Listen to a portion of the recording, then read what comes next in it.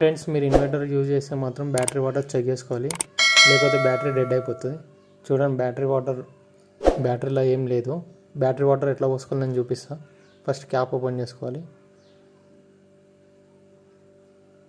తర్వాత battery water ఉంటాయి కదా, బ్యాటరీ వాటర్ అన్నిట్లలో ఫుల్ చేసుకోవాలి.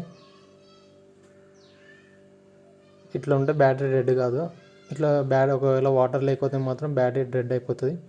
చూడండి, మినిమం గ్రీన్ మార్కింగ్ దాకా వచ్చేదాకా చూసుకోవాలి. అన్నిట్లలో బ్యాటరీ వాటర్ పోసుకోవాలి.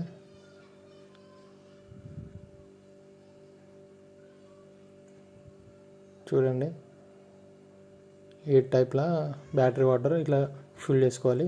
లేకపోతే బ్యాటరీ డెడ్ అయిపోతే మొత్తం వేస్ట్ అయిపోతుంది.